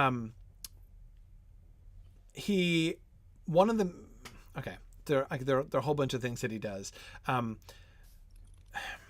There's a moment when he decides, Galadriel and Celeborn, we were just discussing this in the Nature of Middle-earth class last week, last Wednesday night, actually. There's a passage published for the first time, I think, in The Nature of Middle-earth. But it's from those writings that Christopher was bringing together, was excerpting stuff from and summarizing in the Galadriel and Celeborn chapter of Unfinished Tales. There's a passage in The Nature of Middle-earth where he says that Galadriel and Celeborn were accepted as the High Lord and Lady of all elves in Middle-earth. So he creates a niche, a political niche for her above Gil-galad. Gil-galad is the High King of the Noldor, and he's going to stay the High King of the Noldor. But remember, like the business with Orifer and the Sylvan Elves and Thranduil and all the Legolas's folks over there in the Wood Elves. She and Celeborn are accepted by everybody, right? So Gil-galad works with her, Kelebrimbor works with her, the Sylvan Elves respect her, right? The two of them are the greatest authority over everybody in all of Middle-earth. Now, he never really plays out what that looks like. He said that at one point, right? But we don't really get stories of that, of how that would work. Frankly, I find it a little bit awkward. I mean, on the one hand, it's even just awkward on the simplest basis. Like, you're the High King, but she's the higher king of the High King. I mean, like the kind of hierarchy that it creates becomes just kind of weird. But again, one of the elements that Tolkien had one of the things he had Galadriel doing in the Second Age, in multiple versions of these writings, was to basically establish relations with lots of people. She was working with Kelebrimbor in Holland, right? In fact, that's one place where he basically had Kelebrimbor working for her. She was so there's a version of the story where she is the one who establishes Holland. Holland was her kingdom. Well, again, Celeborn's kingdom, technically, right? Because she likes to make him feel like he's involved. But everybody knows that Celeborn is basically her trophy husband, and that's, Yeah. Yeah, exactly, Justin Tate. Celeborn is definitely the Prince Philip in that relationship. Yeah, yes. I always picture Celeborn standing one step behind Galadriel. That's exactly it. Anyway, so right. So there's this one where they establish Holland, right? And Kelebrimbor, it just works for them, right? So, I mean, he's not the Lord of Eregion even. Kelebrimbor isn't. He's just, what he has is a faction, right? He's the head of the jewelsmiths. He's the great craftsman. And so there are these other elvish craftsmen who work with him. So when he works with Sauron, he's basically kind of going rogue against Galadriel, essentially. She doesn't want anything to do with Sauron either, but he's like, actually, I'm kind of into this secret knowledge idea. And so the jewelsmiths under Kelebrimbor become this little sort of faction / cult, within Eregion. So anyway, that's complicated. Yes, Phil, Galadriel did decide Tolkien did decide that Galadriel was of mixed elvish parentage, that she was Noldor. That's clear from the beginning of her character. But he also decided that her mother was from the Teleri, which gives her a blood relationship with the elves who didn't leave Middle-earth as well. That's why she is the liaison person who has good relations from her mom's side with the elves who stayed in Middle-earth, and strong relations from her dad's side with the Noldor who are there. Again, it's one of the reasons why she's this person in the middle, right? She can get along with everybody. They also had, you will also remember in The Lord of the Rings, she has, there's a reason Gimli reveres her so much, right? She has this moment with Gimli where she shows her knowledge of and respect for the dwarvish culture. She was also the one. So the idea that the elves of Eregion worked with the dwarves of Khazad-dûm, of course, is part of Kelebrimbor's original backstory, right? That again is something that Tolkien decides to kind of take away from Kelebrimbor. Not the working with exactly, but he gives it to Galadriel. She's the one who initiated that, right? Kelebrimbor did work with the dwarves, but that's because it was Galadriel who established the alliance. Yeah, exactly. He benefited from it, but she made it. Right. So she is this kind of bridge builder. This becomes kind of her role, right? Overlady, is like one role that she's kind of put in, but bridge builder between the Noldor and the Sylvan elves, between the elves and the dwarves. This is one of the main things that we see, that again, when he's trying to find like a job for her. And I keep saying job in the sense of a narrative job, right? What narrative work is she going to be moving forward? Why is her character needed, right? What is her character's job? Bridge builder and general overall counselor, wise person who is but also so beautifully sculpted that she's also loved and revered, and occasionally feared, but mostly loved and revered, that to be able to balance all of that and be this diplomatic bridge between these otherwise tension-filled bodies, that's huge. So that is such a beautiful opportunity as well. And the fact that she's a woman makes me pretty stoked that we do have this wonderful, well-developed character that could really bring it. This is exactly why I've been saying from the beginning that I am not only unsurprised, but really glad that the Amazon series seems to be choosing Galadriel as its kind of elf focal point character. Because, again, this concept of her being the bridge among the factions, right? She... especially if you decide not to do the whole she founded Eregion thing, right? If you leave Eregion in Celebrimbor's hands, right? Celebrimbor is the one who founded Eregion. If we sort of stick with that, I'm guessing here, right? But let's just say, for argument's sake, that's the version of the story they go. They make Celebrimbor more or less autonomous there in Holland, right? In Eregion, and they have Gil-galad over in Lindon, and maybe some tensions, as we were talking about, between Lindon and Holland in that way. Okay, so where's Galadriel? Well, Galadriel's kind of roving around, right? Galadriel will have a relationship with Gil-galad and Elrond, which can be positive. She can have a relationship with Kelebrimbor, which can be positive. Footnote, and this is where things get really salty. There's one paragraph that Tolkien wrote where he says explicitly that there was a love triangle between Kelebrimbor and Celeborn and Galadriel. I was going to ask, what are they going to tap into? Because there's something involving Galadriel that's going to be... Yep. Now, I am not saying that I'm predicting they're going to do that. I'm not saying I think that would be an awesome idea, but it's there. Tolkien wrote that.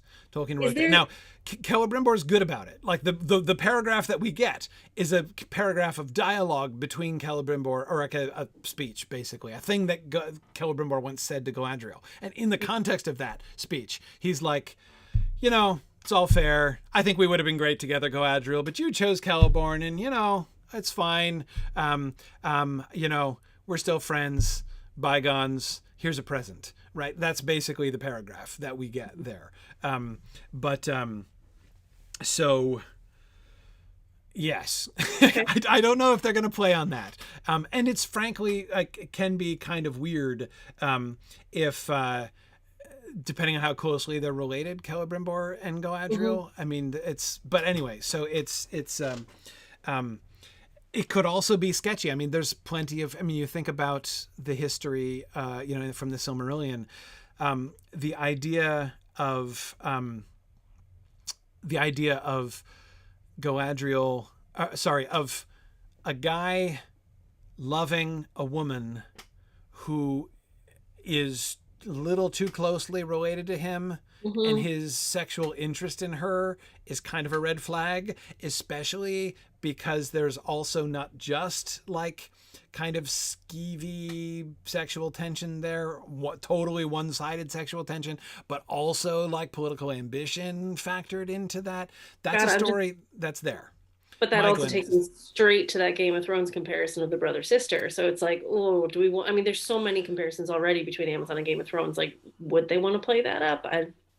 Yeah, I don't know that they would want to do that. I don't know that would be a good. But again, it's a precedent that exists in Tolkien's world, right? That kind of desire, that kind of unrequited.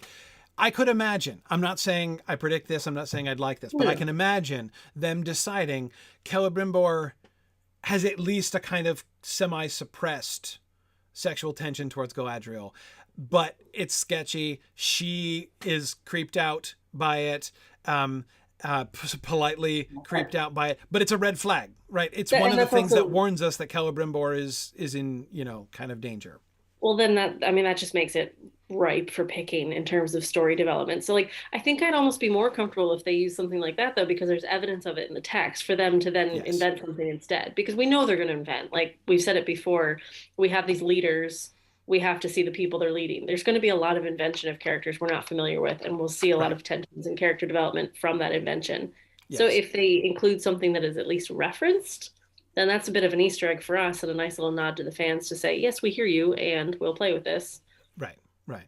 Yeah. No, it is, there's a lot of really interesting potential there. Now, I've been neglecting, Mia asked on YouTube a long time ago, a very sensible question, which is, when did Galadriel and Celeborn meet? Boy, is that a hard question to answer, because again, Tolkien wrote 4 versions of that story. He never really worked it out.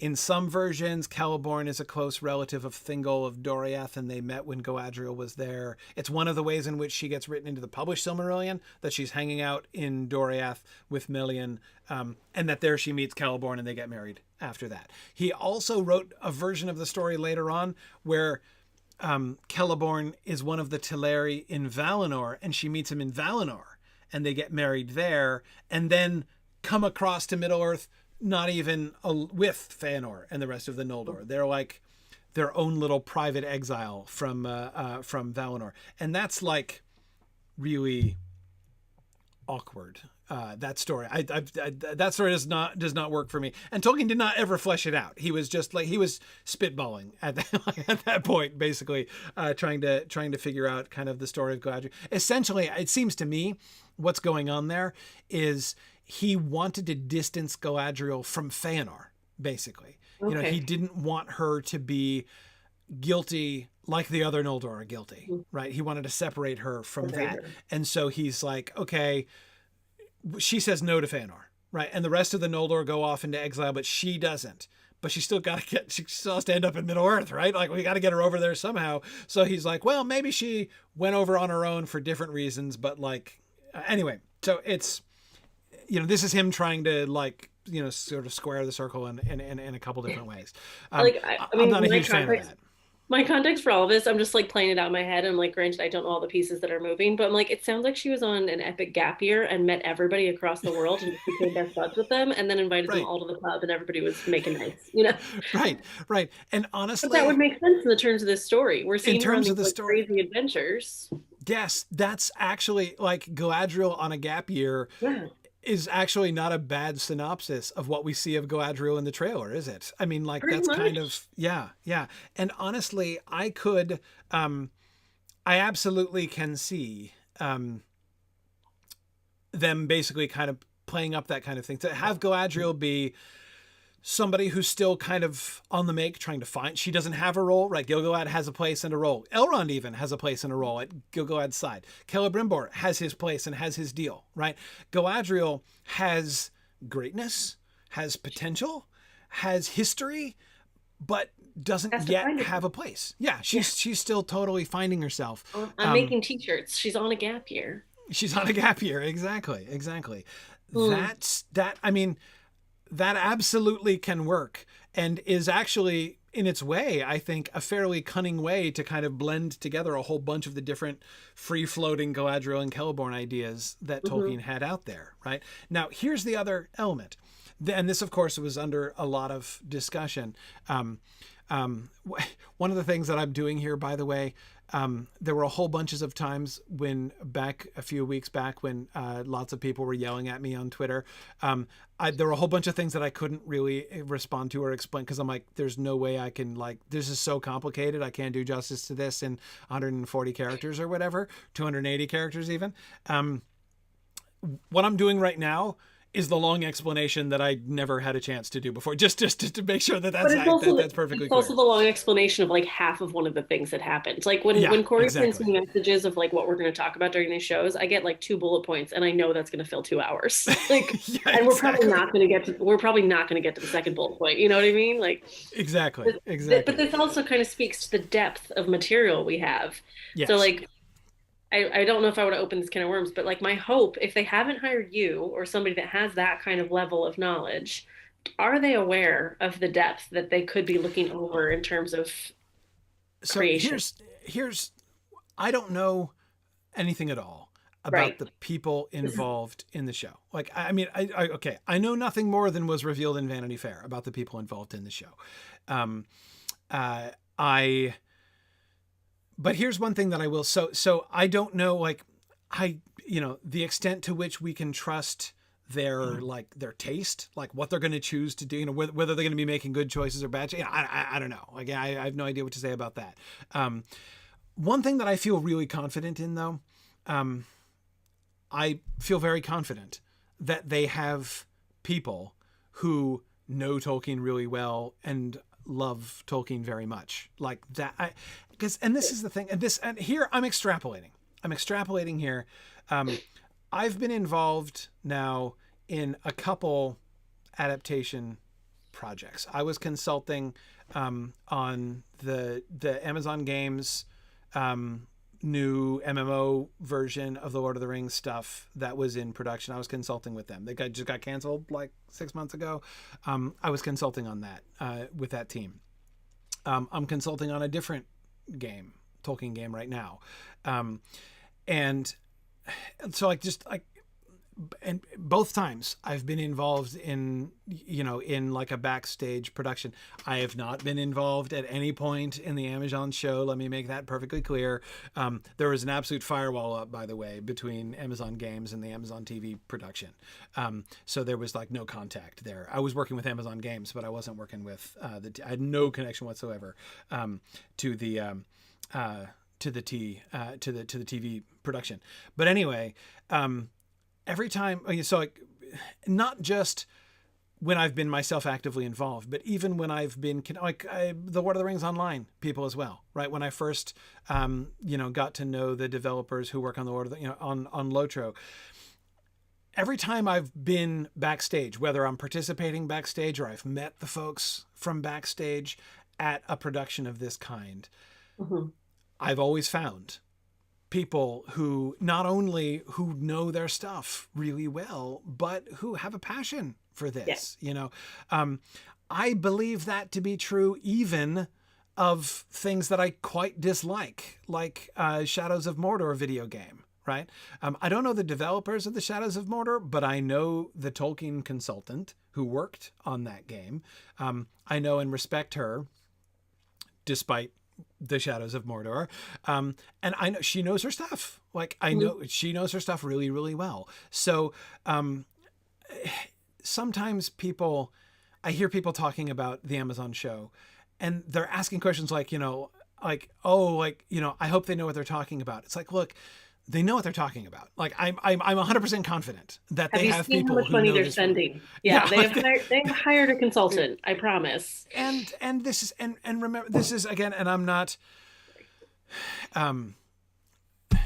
If I ever mention Jeff Bezos in a way which isn't insulting, people get mad at me. But it is known that Jeff Bezos loves the Lord of the Rings. Like, he is a Tolkien fan. One of the reasons, in his best interest for it to stand to his own expectations. I'm not saying that this show is merely a passion project, inspired by Jeff Bezos's passion, but I mean, he has said that was part of why he wanted to invest this much money in this, why he wanted. There are other functions, of course. There are other ends that they have in mind that they hope, I'm sure, the Amazon Corporation hopes that this show will help to facilitate.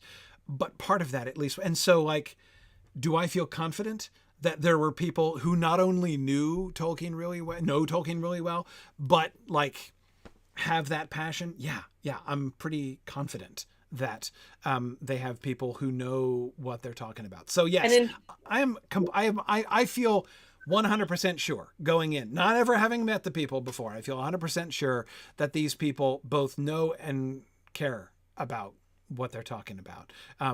What they're going to do, what choices they're going to make, whether I'm going to like that, how different they would be from the choices I would make. Those are all open questions, but there's definitely just because they have wonderful consultants doesn't mean they're utilizing that information. It just means they have them. But you would hope that they use them. I mean, I think about like general TV production for like a medical drama. They're going to have a team of researchers just to make sure that the medical ailments that they present are accurate. So it's in everybody's best interest to have that same kind of professionalism and depth on a production of this nature. Right. And by the way, that's incorporated. Yeah, exactly. That's a really fun parallel for that reason, right? We don't watch medical shows in my house. My wife is a doctor. We don't watch medical shows in my house, not because it annoys her, but because it's too much like work. Like it's like this is we're off duty at this point. It's not the world she wants to go back to all the time. Yeah, it's not escapist at all for her.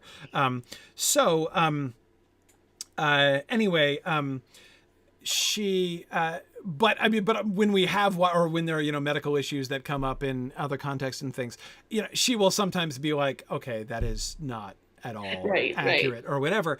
And lots of people do, people do the same thing with like, lawyers talking about legal dramas or whatever. The point is not, now, is it possible that some of these shows and some of these things are just like making stupid mistakes and they don't know what they're talking about? That's possible. But I think much more often they're like, okay, we know, like take the old, the old classic show ER, right?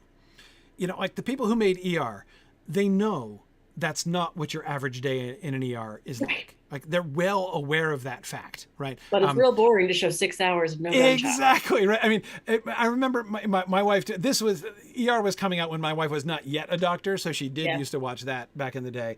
And basically when she started doing rotations and stuff in the emergency room, she would be like, okay, basically an ER episode is like 6 months worth of interesting things and the ER condensed into 1 hour. My dad's also a family doctor, and he was like, the amount of things they show versus what's actually happening, like 99% of the stuff that comes in, they didn't have to come in for. It's a runny nose or it's, a bruise on the arm. It's things that would not play well on television. Yeah. My wife, when she was working in the ER once, literally had a mother bring her baby in because it had bumps on its tongue. And she was like, they're supposed to be there. It's fine. Anyway, wait. Never mind. I won't even mention that. She actually rode in an ambulance for that. But never mind. The point is, it's not that they don't know, what things are, but they're going to be lots of places where they're going to say, I know this is unrealistic. I know this is not how it really is. Even we're going to choose, like, I know this is not actually like a symptom of this disease or whatever. We're going to bend that. We're going to stretch that because we're subordinating it to the story, right? For the sake of the story, we want this to happen. And so we're just going to we don't care. We don't care. And if we're thinking of this in terms of an adaptation for Amazon, like if you've told me now that there is this love triangle that potentially could happen, they're not going to just use that as one playoff. They could potentially, potentially, we don't know. That is a thing that seeds could be planted over the course of multiple episodes and woven in, so it becomes a bigger issue. So even though it started with one paragraph, all of a sudden it's an all-encompassing plot point. Yeah. So we don't know that's going to happen, but it could be, because that's how these shows work. It's quite boring to just watch a one-off. I want to see the tension build for something like that. Exactly. So this is just like, I do think a lot of times people will look at, and by the way, you can see illustrations of this in Peter Jackson too. Take one of the top 3, maybe even the top 1 Tolkien fan pet peeve of Peter Jackson's Lord of the Rings films. What they did to Faramir. Right. They knew full well. It's like, to hear some Tolkien fans talk about it, you'd think that Peter Jackson and Philippa Boyens were just totally clueless about Faramir's character. Like, Faramir's not like that. Faramir would never do that. They knew that. They changed it on purpose, knowing that. And of course, many people who see that, you can hear Philippa Boyens talking about that. She quotes Faramir's line about not taking the ring if he found it by the highway. And then she immediately says, we couldn't have that. That wouldn't work in our story at all. So we changed it. And that's, to me, that is such a bold move for a creator, and I respect them so much when they do that, to say, yeah, we made a really conscious decision to change something, because the art of adaptation is telling a good story. So if you're able to recognize that something doesn't work in the way you want to tell a story, you're acknowledging it's different, managing that expectation of your fandom, who still are going to be pissed about it, but at least you're not saying, oh, what, I didn't do anything. Right, exactly. So again, I am like ready to defend their right to do that, to make that kind of choice. Now, I disliked it. I disliked the way on the whole, I dislike what they did with Faramir's character in the films. But again, the thing to be careful of is, don't, as a viewer, as a fan, don't assume that they're doing what they're doing out of ignorance or malice, right? This is why it's so important, I think it's so important to just first and foremost try to consume the adaptation try to understand its story. What is this story doing, right? What is happening in this story? What are the dynamics of the story that they're telling? Then once you get that, now you can compare and contrast, right? And we might not get that payoff right away. We don't know how they're going to tell this story. So they could do something in episode 1 that we're like, what on earth? Because it won't have the payoff until episode 8. And just like the backfill of Tolkien, this is what's going to be happening. So I do wonder how they're going to release it, if it's going to be all in one chunk and we can marathon it, or if they're going to be episodic. I think that's a really big decision right now in the industry. My guess is episodic. They released The Wheel of Time one a week for 8 weeks. So I suspect that's what they're going to do. I would as well. With the show. But anyway, let me come back to one last point about Galadriel, because we've almost left her behind. But back to finishing up all the stuff I couldn't explain in 280 characters, because of course one of the things that a lot of people objected to was her apparent youth. The idea of like young peppery Galadriel, which not only can you see on screen, but which the showrunners were quoted as talking about the piss and vinegar line, right, from the Vanity Fair thing. And there was a lot of outrage among Tolkien fans, who again seemed to be operating under the assumption that the Amazon people were simply ignorant about the fact that Galadriel was born back in the First Age, so she's going to be centuries old by this time. The idea of a young Galadriel is ridiculous. And I was sitting here and I'm like, okay, this is actually really ironic, right? Because on the one hand, everything else aside, it doesn't matter, right? If they want to position her in a particular way, again, think about what we were saying about Elrond, right? Showing Elrond as visibly youthful is a really good way to sort of establish the Galadriel, I keep saying Galadriel instead of Gil-galad, the Gil-galad Elrond like hierarchy on screen, like relationship on dynamic on screen, without having to belabor it, without having to like spend a whole episode establishing it or whatever, right? Anyway, so if going back to what we said before about Galadriel, right? If they decide, okay, Galadriel is the bridge builder, she doesn't have a place. She's still kind of she's in that gap year, right? If they do depict like this kind of gap year Galadriel, establishing, deepening relationships, serving as an intermediary figure, and she, from a narrative standpoint, from the show's perspective, what a useful character she is in that way. Yeah. The one who's roaming around, like, hey, we can get to Lindon, and then we can follow her back to Eregion, and then we can go meet the dwarves, and we can do all that. 4 more seasons to pay off on all that. Exactly. She's the one. She is absolutely the best candidate to put into that kind of position, right? Okay, fine. How are you going to depict her? What are you? A lot of people had this immediate emotional reaction, I believe, because most people were picturing Cate Blanchett and Peter Jackson's Galadriel. This like ethereal, aloof elf queen, you know, who speaks kind of like strangely with strange intonations, you know, and that kind of thing all over the place, right? And again, I'm not complaining. Like, please don't think I'm bashing this. I'm not. Cate Blanchett's Galadriel's lovely. It's great. I have no problems with that. But that is obviously not the character that they would want if they're going to do Gap Year Galadriel. She can't act like that. She can't look like that, right? Their choice to say, let's have her look young. Let's show Gap Year Galadriel, right? Her in we can provide a cue to what her role is in the story, by showing her as this like young adult, transitional, still trying to find her niche in the world kind of age person, right? At least looking like that. And visually so different from the Galadriel we've seen in Jackson. So that separates it immediately from the powerful one that we're familiar with. Because we're going to make all these other associations. You know, she's not in the Second Age. She isn't yet the elf queen in the middle of the magic forest, right? That's not, she's going to get there, but she's not there at that point. In very few of Tolkien's depictions of her in the Second Age, when he was trying out Second Age ideas, was she that yet, right? Okay. And anyway, so, but here's the funny thing, right? And here's the thing that I was finding deeply, deeply ironic. On the one hand, there were all these people who were saying, this is wrong, they're getting this wrong, Galadriel's not young, she's old already by this time, and that it's not a significant amount of, for an elf, there's no difference between how old she is in the Second Age and how old she is in the Third Age.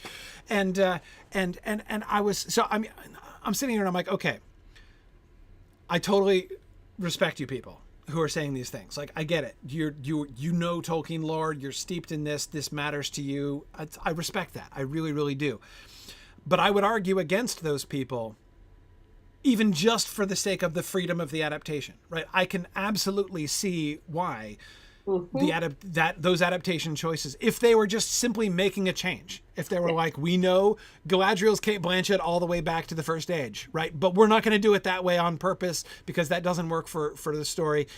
I would defend that. I'd be ready to defend that choice. Again, that doesn't mean that I think the story they write is going to be awesome. Maybe it would suck, right? You know, just as I would theoretically defend their ability to do the thing with Faramir that they did, but I didn't like it. I mean, I didn't think it worked well. I dislike what they did with Faramir. You're allowed to make the decision as a creator.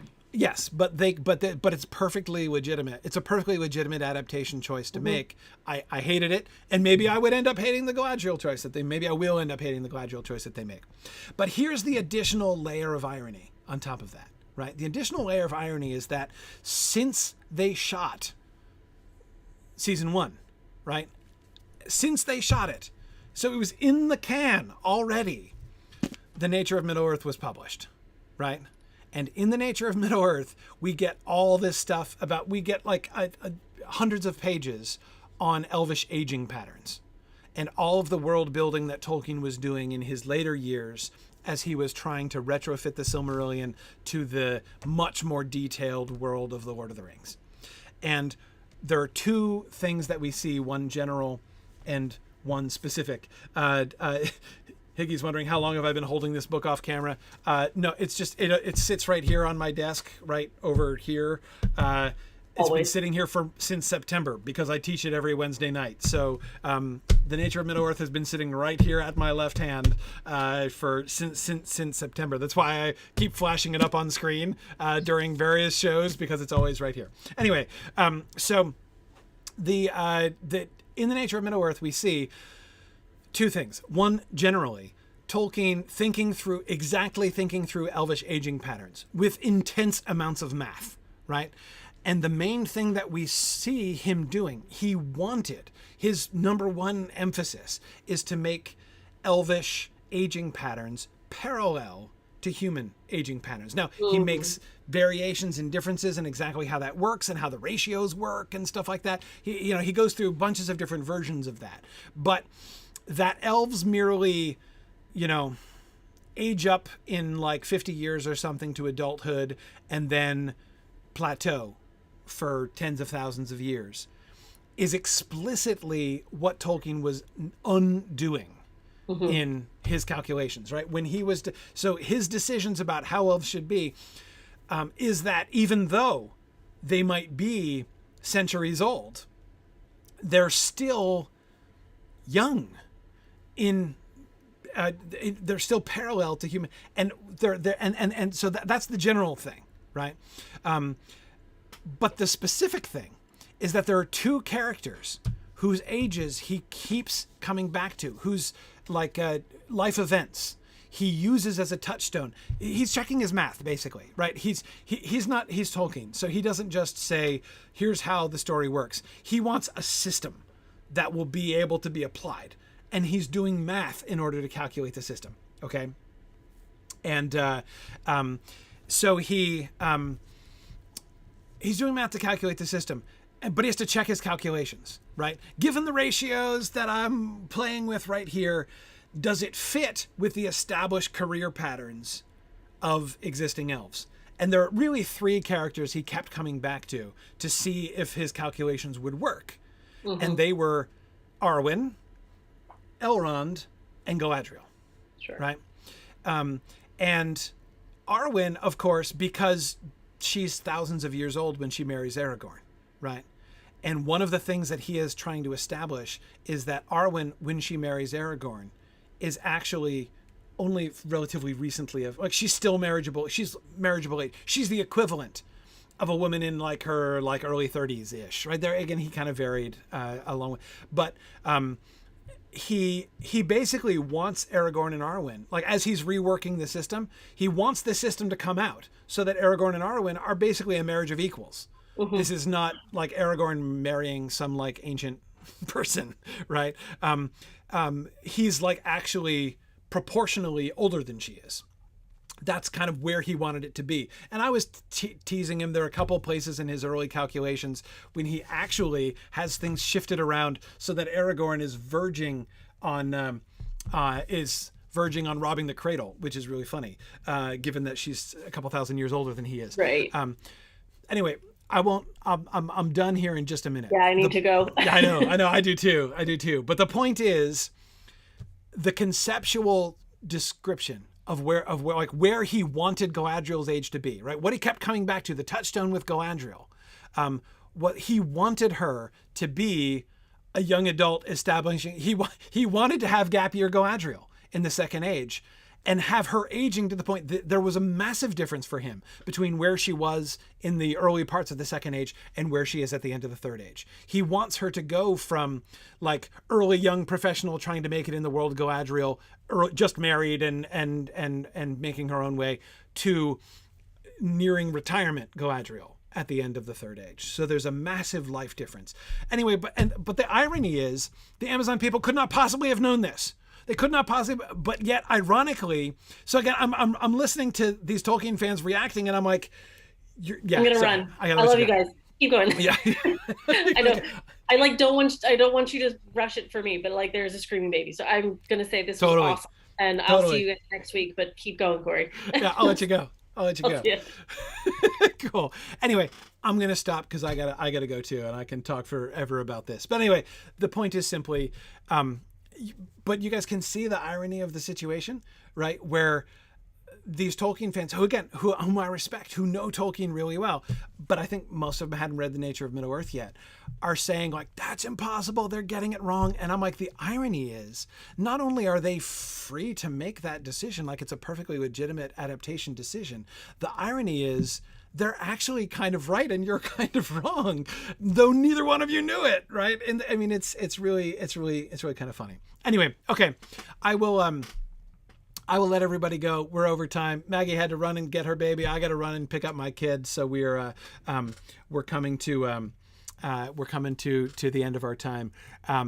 Thanks everybody. We'll be back next week. I do have some travel coming up. I will be here next week. So we'll have a regular show next week. We're hoping to have another guest with us next week, which should be a lot of fun. and then I'll be gone at least the week after that. I think possibly actually that we might have to miss 2 weeks in a row, last week of April and the first week of May. But we'll see. I'll update you guys about that next week. But we'll certainly be back next week. So, thanks everybody.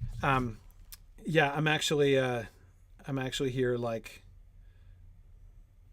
totally checking my email to see about our if we're gonna have a guest for next time. Anyway, we'll see. We'll be good. Thanks everybody for joining us today. Really fun discussion. I hope we're gonna get more direct material, right? More primary texts from the Amazon folks here coming up soon.